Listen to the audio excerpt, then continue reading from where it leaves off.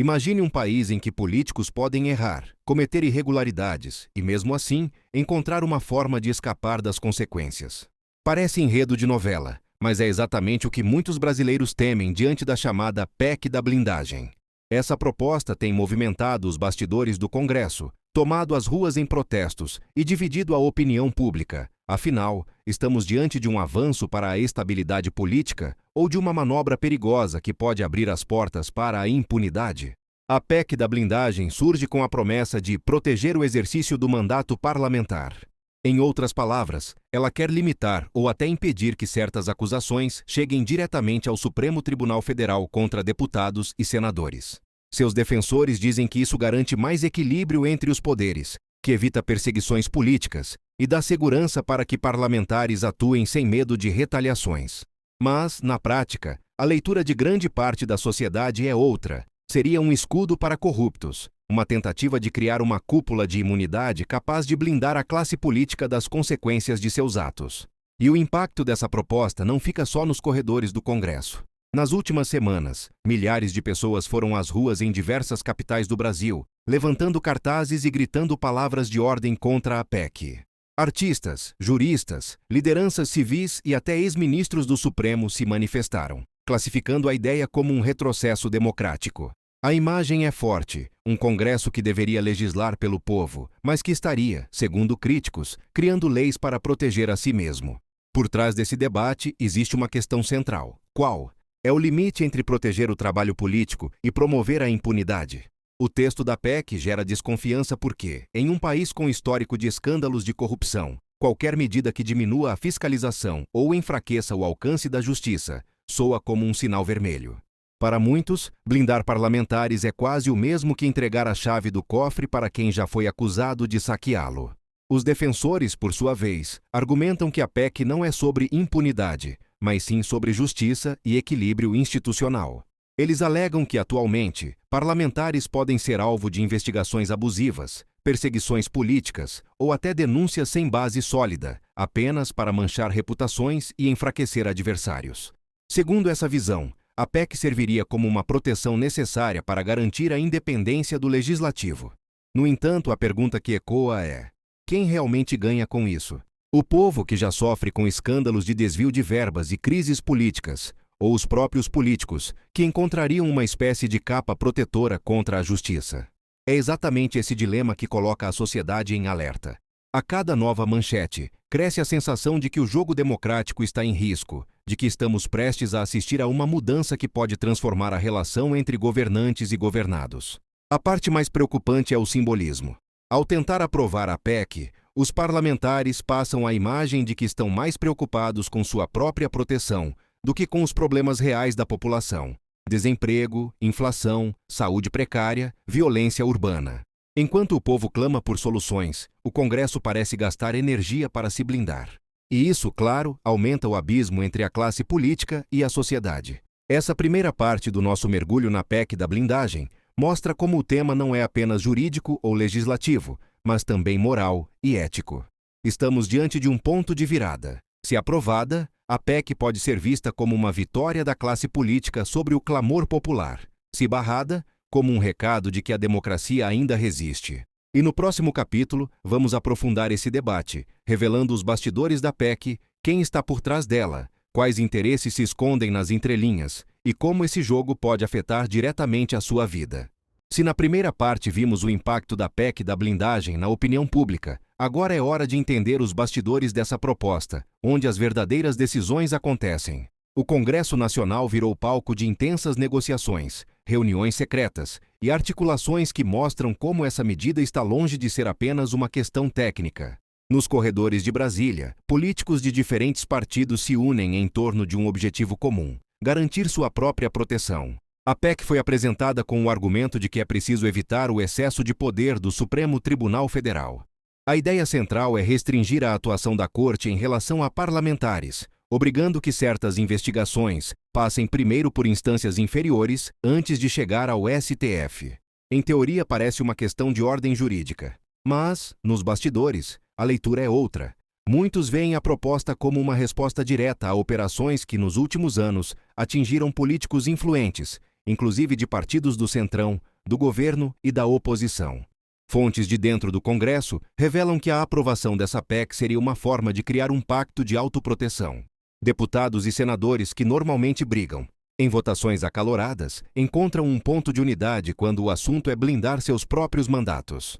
Essa união incomum gera desconfiança. Se partidos tão diferentes conseguem se juntar em torno dessa proposta, não seria porque todos têm algo a ganhar com ela.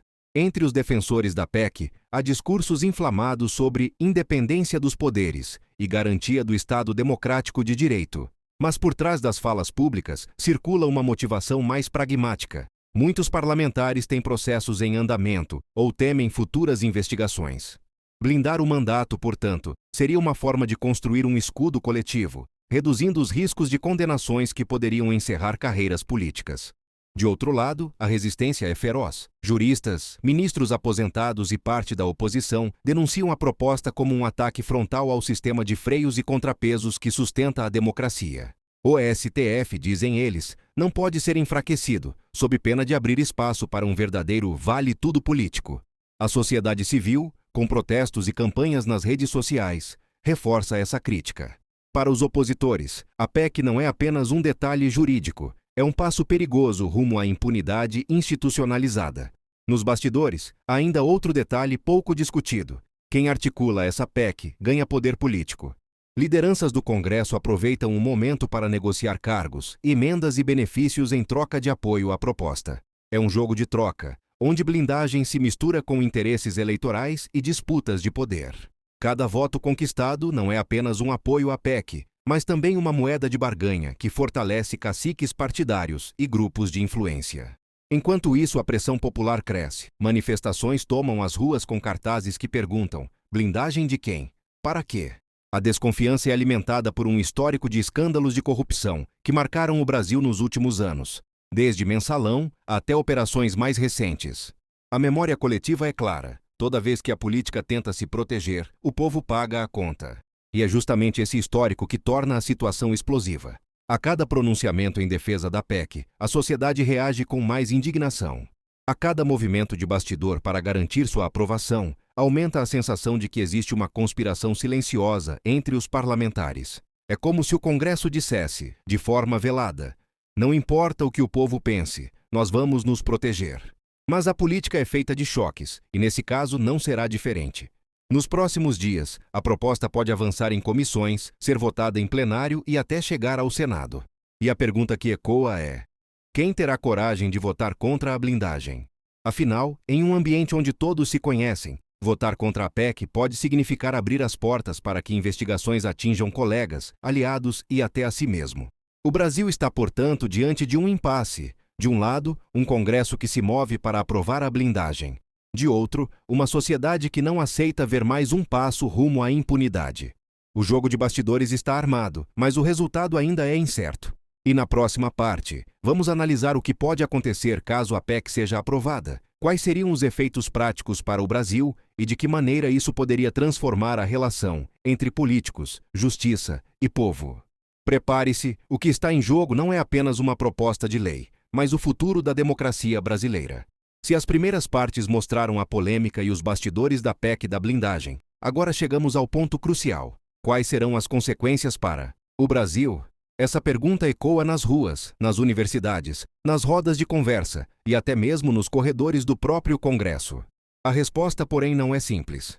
Tudo vai depender de como essa proposta será aprovada e aplicada. Mas uma coisa é certa: seu impacto será profundo e de longo alcance.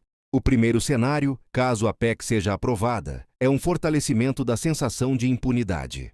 Para grande parte da sociedade, ver parlamentares criando mecanismos que dificultam investigações e processos judiciais é como assistir a um grupo que legisla em causa própria. Essa percepção pode corroer ainda mais a confiança nas instituições, que já se encontra fragilizada após anos de escândalos de corrupção. A mensagem transmitida seria devastadora. Para o povo, a lei; para os políticos, a blindagem. Além disso, juristas alertam que a aprovação da PEC pode provocar uma crise institucional. O Supremo Tribunal Federal, que perderia parte de sua atuação em processos contra parlamentares, poderia reagir de forma dura, alegando que o Congresso estaria invadindo competências do Judiciário. Esse choque entre poderes geraria insegurança jurídica, paralisando decisões importantes e abrindo espaço para disputas ainda mais acirradas entre executivo, legislativo e judiciário. Mas o problema não para por aí. No campo internacional, o Brasil poderia enfrentar críticas severas de organismos de defesa da democracia e dos direitos humanos. A comunidade internacional observa de perto países onde a classe política tenta se proteger de investigações, e, em muitos casos, isso é interpretado como um sinal de retrocesso democrático. Investidores também poderiam enxergar o país como instável e pouco confiável, afetando a economia, a geração de empregos e o crescimento. E o que muda de fato na vida do povo? A curto prazo, talvez nada de imediato. Mas a longo prazo, as consequências podem ser sentidas de forma intensa. Imagine uma Câmara e um Senado em que parlamentares, seguros de que estão blindados, sintam-se menos pressionados a agir com responsabilidade. Imagine escândalos futuros em que provas existam, mas os processos demorem anos para avançar por causa de barreiras criadas pela própria PEC. Isso pode significar menos justiça, mais corrupção e mais distanciamento entre a política e o cidadão comum. Por outro lado, se a PEC for barrada, o cenário também é complexo. O Congresso sairia enfraquecido, acusado de tentar aprovar uma proposta que o povo rejeitou. Já o STF e a sociedade civil sairiam fortalecidos, mostrando que a pressão popular ainda é capaz de frear retrocessos. Esse resultado poderia abrir espaço para uma nova fase de participação social e de fiscalização mais ativa sobre os parlamentares. O ponto central, no entanto, é que a PEC da blindagem revelou algo que vai além do texto jurídico. Ela mostrou a distância gigantesca entre a classe política e a sociedade brasileira.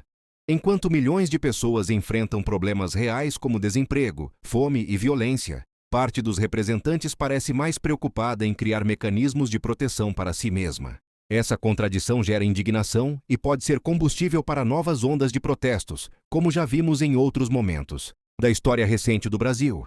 No fim das contas, o que está em jogo é a essência da democracia. Ninguém pode estar acima da lei. Se a PEC da blindagem passar, será vista por muitos como um passo para trás, um retrocesso que enfraquece a justiça e favorece a impunidade.